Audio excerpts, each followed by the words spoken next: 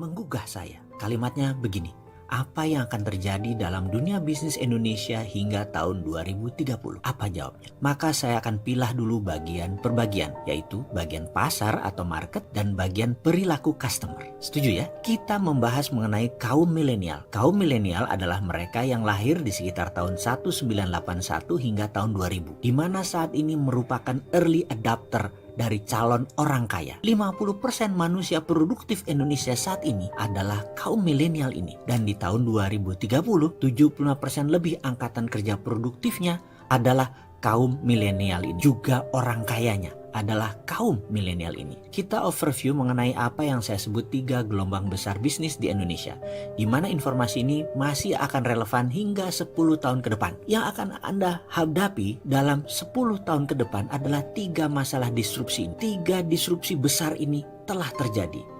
Dan saya bilang bahwa kalau Anda bukan entrepreneur, maka Anda melihat disruption itu sebagai sebuah ancaman.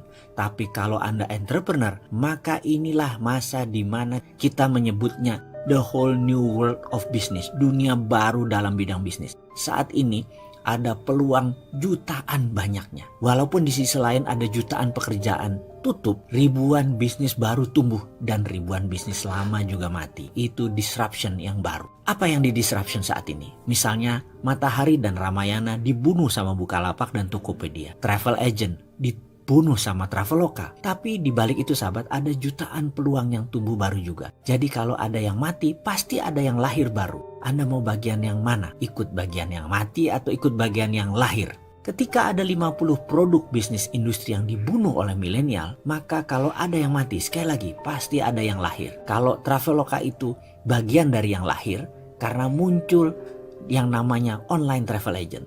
Tapi efeknya banyak travel agent offline yang mati karena bisnis model mereka sudah tidak relevan. Kedepan saya akan ceritakan mengenai 3 disruption yang sekarang mulai banyak orang ketakutan luar biasa.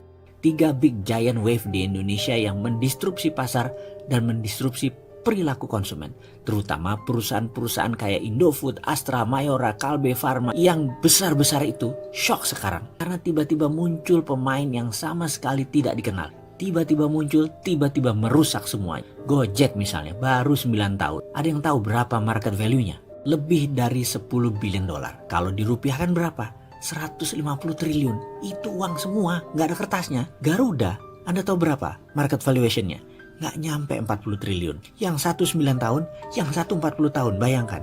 Dan yang 40 tahun itu merangkaknya pelan-pelan. Sampai sekarang nggak nyampe tuh angka 100 triliun. Yang satu lagi eksponensial dalam 9 tahun melejit hingga lebih dari 150 triliun. Jadi perusahaan milenial itu seperti tidak ada asetnya. Sahabat, jangan bangga Anda kerja seperti di Astra, di Indofood karena pegawainya ribuan, karena gedungnya di Tamrin atau Sudirman. Sekarang anak-anak milenial nggak bangga kerja di perusahaan begituan karena mereka bangganya kerja di perusahaan yang digital. Misalnya Gojek itu menjadi inceran banyak orang. Padahal Gojek asetnya apa? Gojek nggak punya aset. Motor nggak punya, mobil nggak punya, Gojek nggak bayar BPJS, nggak bayar gaji supir ojek. Intinya aset Gojek kecil karena itu bisnis mereka bisa besar karena asetnya kecil. Ini aneh dengan bisnis yang zaman dulu, asetnya besar-besar gitu ya dan hutangnya besar. Ini tidak. Sekali lagi, di sisi lain, Netflix itu pegawainya cuma 6.000 orang, valuationnya lebih dari 160 triliun, kantor aja nggak punya. Jadi omsetnya luar biasa walaupun asetnya kecil. Karena itulah kunci bisnis digital, asetnya kecil. Lalu diskusi apa yang kita akan seriuskan? Kita akan diskusikan pertama tentang millennial disruption. Kenapa millennial disruption? Karena cirinya sama, yaitu membunuh yang telah eksis lama. Contoh, musik rock. Sekarang saya tanya, ada nggak grup musik rock yang digawangi oleh kaum milenial? Ada nggak? Dulu ada Guns N' Roses, ada Scorpion, ada Dream Theater. Kenapa? Karena musik rock tidak disukai oleh milenial. Milenial sukanya musik apa? Musik hip hop. Ada 50 produk bisnis industri yang dibunuh milenial. Dan itu bukan kata-kata saya, tapi itu kata-kata riset. Semua ada risetnya. Jadi riset yang mengatakan musik rock dibunuh oleh milenial. Sahabat, sejak 2017 untuk pertama kalinya album musik rock dilampaui oleh album musik hip hop. Jadi ada satu yang nyungsep pelan-pelan, ada satu yang naik. Pertanyaan pengingat, Anda mau yang nyungsep atau ikut naik? Misalnya lain lagi, Grup lawak itu dibunuh sama milenial. Sri Mulat sudah nggak ada. Dulu ada Jayakarta Group, hilang semua, dibunuh sama milenial. Karena milenial nggak suka dengan grup lawak. Sukanya apa? Sukanya stand up comedy. Dan saya itu kalau nonton Sri Mulat tuh ngakaknya luar biasa. Tapi kalau milenial nonton Sri Mulat, itu lucunya di mana Sri Mulat itu? Gak ngerti dia itu sebaiknya.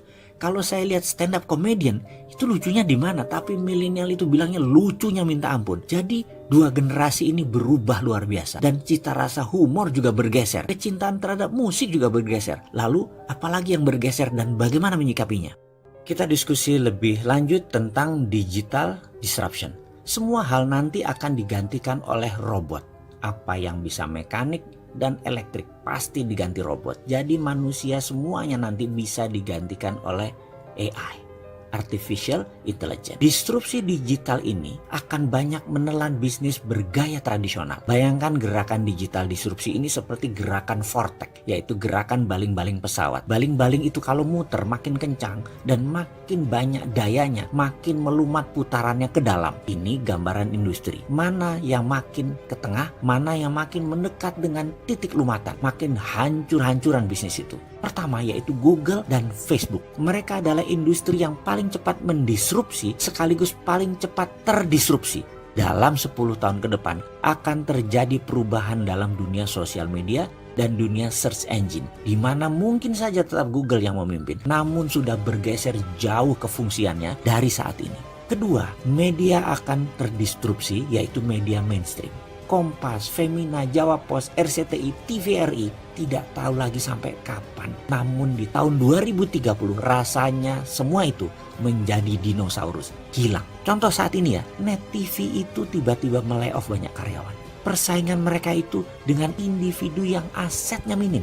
Bayangkan Net TV itu asetnya heavy sekali dalam overhead. Dan bagi perusahaan, overhead yang besar itu adalah kanker bagi perusahaan. Dibandingkan dengan apa? Dibandingkan dengan Ria Ricis, ya jelas aja penontonnya lebih banyak Ria Ricis. Kenapa? Karena lebih disenangi saat ini. Bayangkan, Net TV itu investasinya 3 triliun untuk dapat viewer 1 juta per hari.